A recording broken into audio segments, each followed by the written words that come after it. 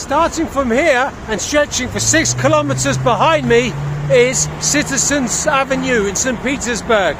Let's go for a nice early evening stroll down there and look out for anything interesting.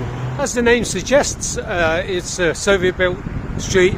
Of course, in the Soviet Union, everything belonged to the citizens, to the people. Anything that's just off the street but of any kind of interest, I think, is fair game as well, isn't it?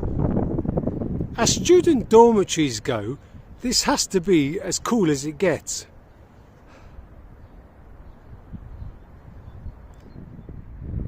That is a cool staircase.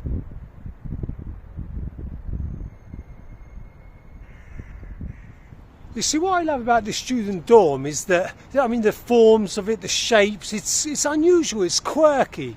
And, you know, I reckon the eccentricity of the building is probably reciprocated by the behaviour of the students. I mean, this is the student dorm that you want to be at.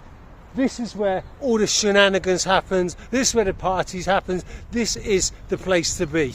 That was actually the back side that we saw first of all. Now it's the front side.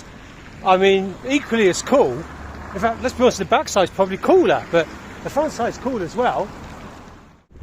Something from the 1950s here, and then just opposite, something from the 1970s. You can see so clearly the different in styles of architecture of the time.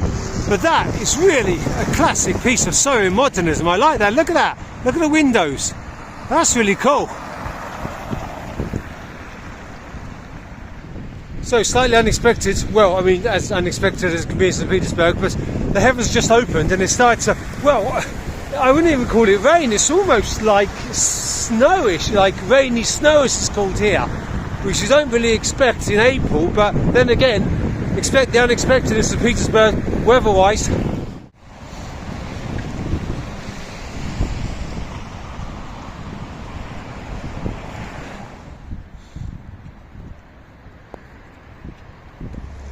I noticed that since Russia and China jumped into bed together, that there's been a huge increase in both Chinese personnel in Russia and also Chinese restaurants.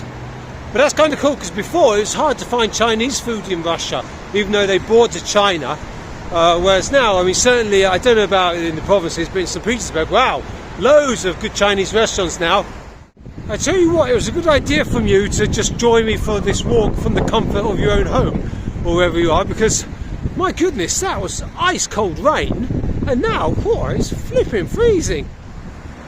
There's a big university near here, and that looks like another student dorm to me. I think it's going to get renovated soon, so it'll probably lose its Soviet charm, so let's enjoy it now. Let's go kill 2 birds with 1 stone, then we go inside and warm up, and I'll show you guys a really old school bookstore.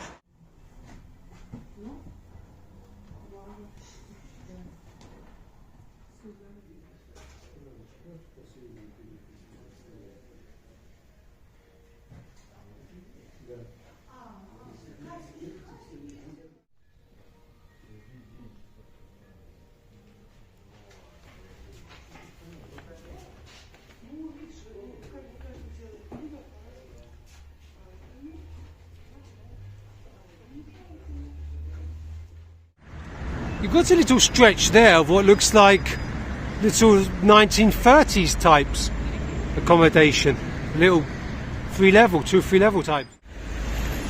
There's kind of a green space there, at least, but of greater interest is this funny thing opposite, not the bus, that's not funny. 2 shorter white buildings that have probably been there for decades, and then all of a sudden someone's plonked in a new one, looks sandwiched right in between.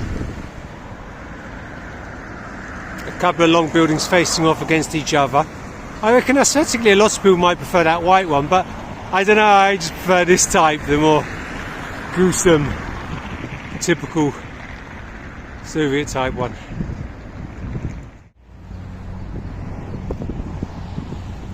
So the street seems at this widest point here. Look how wide it gets.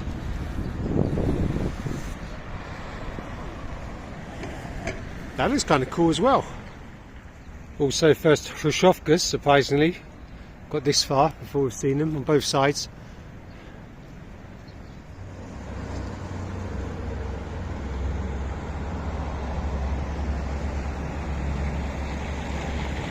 The street's probably quite green in the summer, but at this time of year, you know, nothing's green really anywhere in Russia. I mean, not surprising after coming out of a long, harsh winter. Yes, and the building is kind of cool, especially the lower two levels and the ends as well.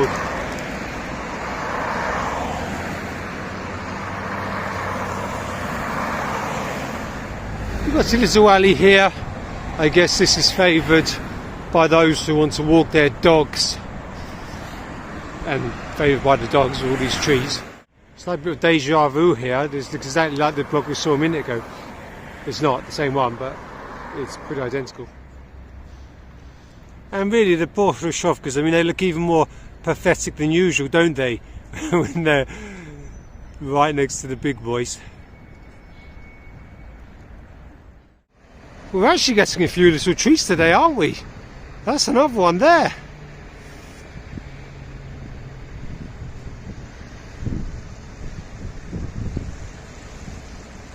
You say it may be ugly, but it's kind of stylishly ugly, isn't it? That's Citizens Avenue metro station. Trams don't go along Citizens Avenue, but they do go across it in a couple of places. You can see quite clearly that as soon as you get out of St. Petersburg centre, well then, you know, the Soviet fun starts, and then it ends up just looking like any other city in Russia. So you see the street started to quieten down now. That's because we're approaching the end of it. So the last thing of semi-interest there. It's been renovated, but I guess it's probably from the 70s like most other things on this street. I did wonder whether a walk down a rather nondescript street might be a little bit boring, you know. But I don't we didn't see anything amazing, I know. But we saw lots of little bits and pieces, so I think that justifies it, right? Thanks for coming along. Hope you enjoyed the walk with me. And we're at the end of the street now.